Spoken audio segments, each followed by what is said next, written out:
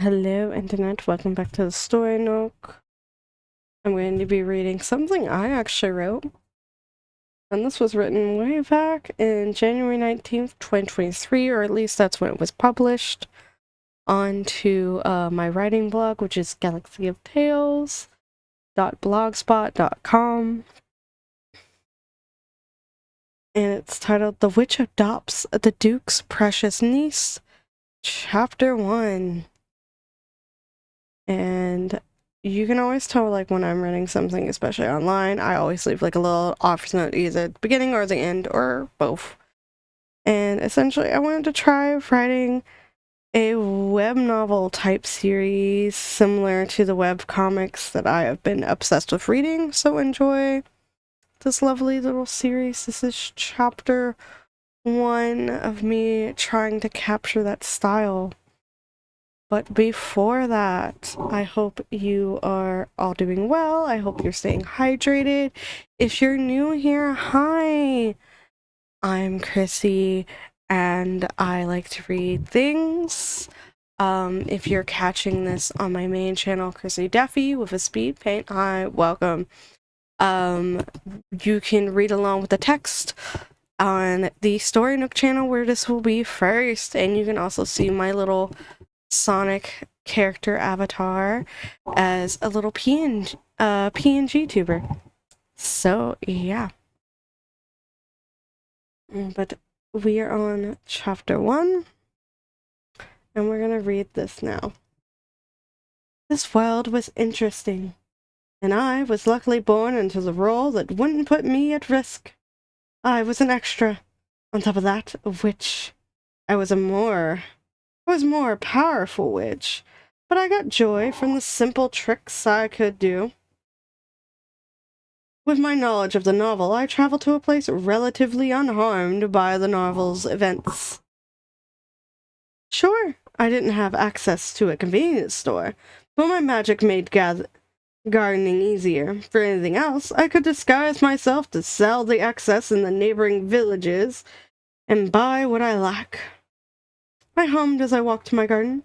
The sound of a child crying caught my attention. It sounded human. Humans had never entered my forest before. Perhaps it was a kid who got lost? I didn't want rumors that the forest ate people starting. I gasped in shock as I found a fresh newborn baby crying next to a dead woman. I scooped the baby and checked for injuries. They were still coated in a film. It was obvious that the woman was long dead. She must have given birth as she was dying. I took notes of the injuries on her body. My heart ached as I held the crying baby close. I used a spell to levitate the body back to my house. The gardening would have to wait. I cleaned up the child and slowly spooned them soup. I used magic to clean the mother's body while I did so. Once the baby was full and sleeping, I wrapped them in blankets and let them sleep in the clothes basket. The bed was too dangerous. I carefully cleaned the mother's clothes. She had expensive jewelry. Odd that a noble lady would be in a forest. Should I put the jewelry away for the child? I bit my lower lip. A baby has no need of jewels. I cast a spell to preserve the now clean body. I covered the wounds before putting her in a makeshift coffin. Must well, ma'am, I whispered as I gave her a burial under a tree. I walked back to see the sleeping child. I sighed as I watched them. You're going to need a band. And that is the end of the first chapter. I think I meant name. I don't know why I wrote band. Sometimes, like, I'll write one word because I'm 5 sentences ahead of my typing. But it's a relatively short chapter. So we're going to go off and read chapter 2 now. The Witch Adopts the Duke's Precious Niece, chapter 2. Which is a lot longer. Solely, be careful, Diana called at the young child. Note Solely, Buttercup Flower, or Sund Island. I often write what the names mean, so yeah. The young child had long, curly, dark purple hair, her golden eyes sparkling as she climbed a tree. "I'm fine, Mom," Solely called. "I'm showing Mother how well I can climb." Diana sighed. "Your mother is very proud of how well you're growing, but please, I worry." Solely sighed as she swung her legs from her tree branch perch as she sought.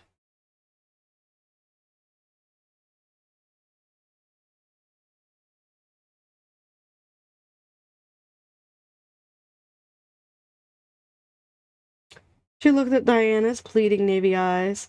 Her light lavender hair was pulled back into a messy bun. "Okay," she sighed as she climbed down, Diana reaching up to steady her. "Mom, are we going to town?"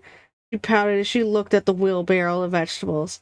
Diana patted Soli's back. "Yes, we need to sell the excess food and buy some eggs, milk, and other things." Soli pouted. "I don't like how people there whisper about you." Diana sighed as she placed the young child in the cart. "I know, I don't like it much either. But so long as life is peaceful and we're alive and well, I can endure anything they say about me." Soli nodded. "If they say anything about you or your mother, tell me, and I'll pull a magic prank on them." Diana grinned. Solely laughed at that. The market was busy and very noisy. Apparently, a big noble came from a city came to visit. Everyone wanted to impress the rich people. Diana walked to her usual customers who bought vegetables from her. The sales went easily as Solely dangled her legs off the side of the cart. Solely felt a shiver down her spine. She carefully glanced around. She noticed a soldier walking around. His eyes focused on her mom's cart. Solely shrunk under the cart. What did he want with Mom's cart? There was no law that she knew of that prevented Mom from selling vegetables. Solely frowned as she noticed the man circle around to watch them several times. "Mom," Solely called as Diana gave some carrots to a baker for some bread. "What is it, Solely?" Diana came to check the girl for injuries. Solely silently reached out her hands to be held, giving her golden puppy eyes. Diana gave a soft laugh as she picked up the girl. She softly patted Soli's back. "You're too cute," she assured. Soli buried her face into Diana's shoulder. "There's a weirdo circling," she whispered. Diana's grip got tighter. "Don't worry, we're almost done here. Then we'll go home and I'll make you a warm dinner." Soli nodded as she hugged Diana. "Just one more store," Diana thought to herself as she made her way to the butcher. It was her least favorite shop since a worker there struggled to take a no for an answer. Hopefully Bob would be there to push the sleazy Steve away. The butcher's was noisy as Diana balanced a basket of vegetables and Soli. "Well, if it isn't the nomadic gardener," Steve seemed to laugh at Diana with a smirk. Diana sighed, trying to keep her face neutral. "Hello, Steve. I brought vegetables for Bob." "Is he in?" "He is." "But are you sure I can't help you?" Steve grinned. Diana felt her anger rise. "I appreciate your offer, but Bob is the one paying me, so I want to make sure he is happy with the vegetables." "You know, if a loose woman like you would agree to my offer, you wouldn't have to go around selling vegetables, and who knows what else." He gave her a lustful look. "No, thank you." Diana clenched her teeth. She moved her hand to cover Soli. The child didn't need to hear such things. "Oh, come on." Steve reached out for her.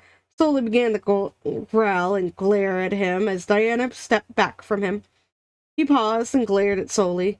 "You have some nerve," he yelled, "after I offered to take dirty things like you." He raised his hand to strike them. Diana got into a stance to protect Soli, her brain whirring as she cast a protection spell on Soli.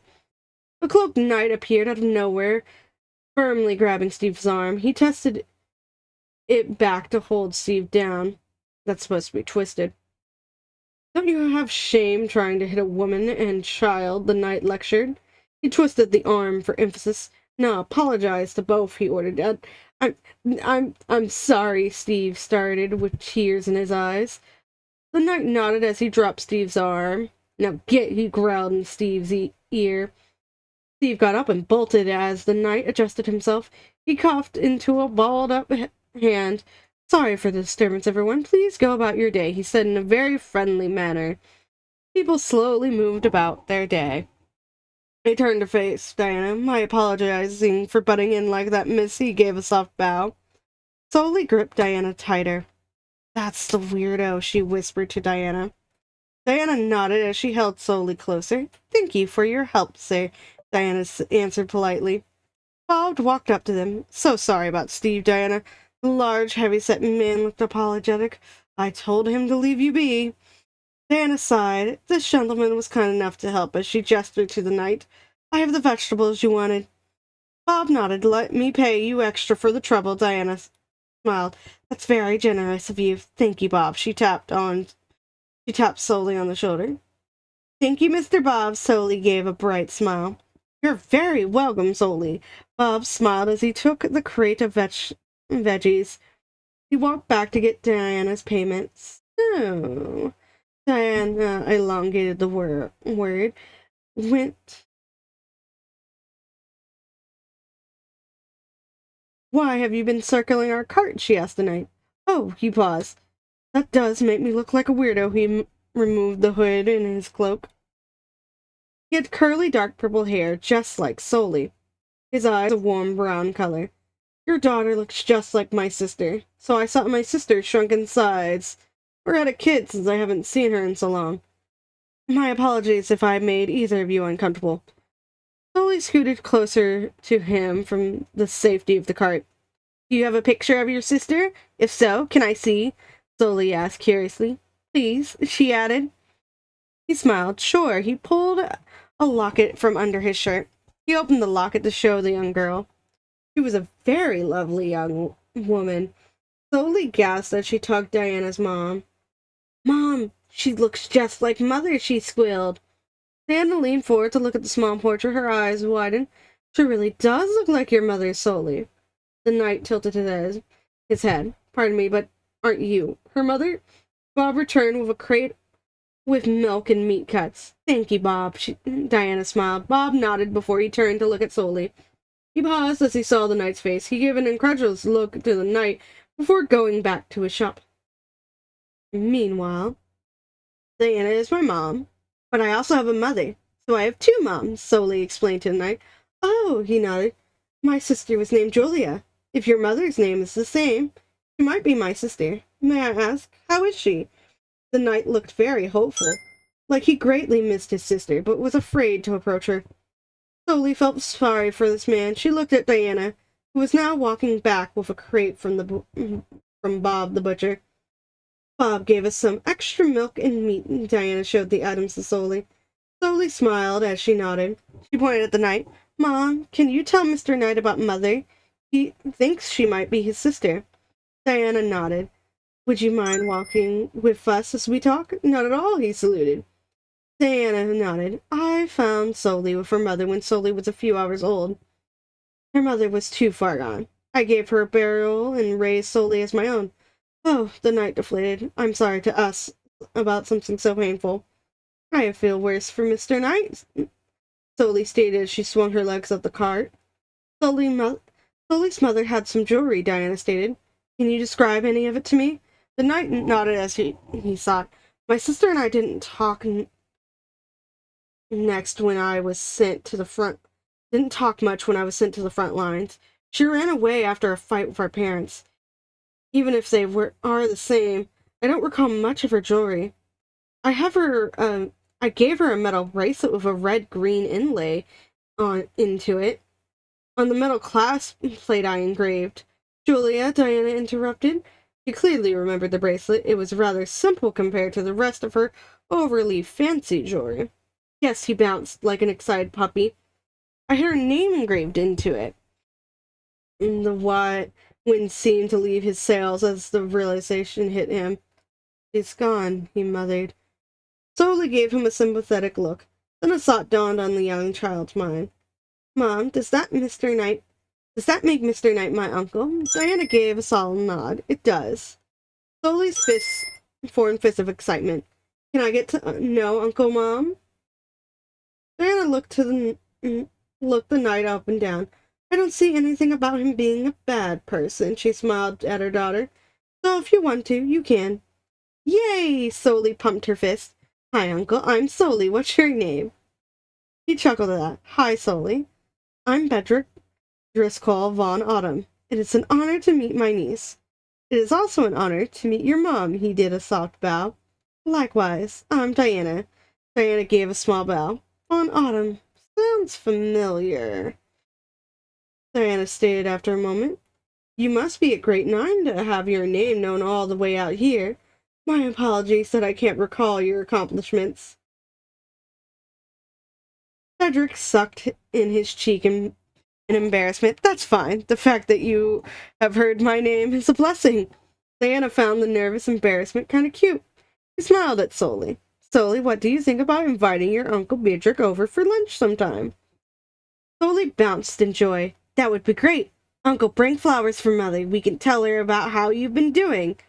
Frederick smiled at that. I would be honored. And this is the end of the second chapter. So yeah. And according to this, I had written about 4 chapters at the time this was published. And my goal was to try to write 2 chapters a month. That didn't happen. I think I only made it to like chapter 6. This was published February 6th, 2023. For second chapter. So yeah. Let me go ahead and pull up my Patreon supporters so I can thank you all. Remember, if you support me on Patreon, you get videos early, like a couple of minutes after I record them, that early. And so yeah, support me on Ko-fi and you get a sketch of whatever you want. That's a quick sketch of anything that's safe for work. So yeah. So thank you very much, Tweed Tea Cakes, Axel1154, Kaleidoscope Chick, Cassie G, JDS, JDS, Axel Alcaraz, Semi Random Sevens, and Micah and Diamond Glass. Thank you all so much. You're all amazing. Thank you for supporting me so that I can continue to make these videos for y'all. I'm very happy about that. And I will see you next time. And yeah, this was a very short thing that I wrote. And there is more chapters, as you can see. And I might read them next time. But I hope you all have a great day. I hope you all stay safe, stay healthy, stay warm, all that good jazz. I want to try to update Story Nook more. It's just sometimes I get on a roll and then I fall off. And then work and life happens. Remember to stay hydrated. Remember all that good jazz. And so, yeah. Have a great day. Stay safe. All that wonderful, wonderful awesomeness. I have a Sonic the Hedgehog event that I'm going to be going to at the end of August or end of September. And then I also, on my main channel, Chrissy Duffy, I've got a bunch of videos coming out for Sonic June. So be on the lookout for that. All those videos are made and scheduled out for Tuesday, Thursday, and Saturday is when those will be going live between 5 a.m. and 10 a.m. Eastern Standard Time. So yeah, I hope you all look forward to that. I hope you all stay safe. And thank you all for hopefully enjoying this little short series story that I began writing and never quite finished. I might go back to it, depends on if y'all enjoy this or not. So yeah, bye bye.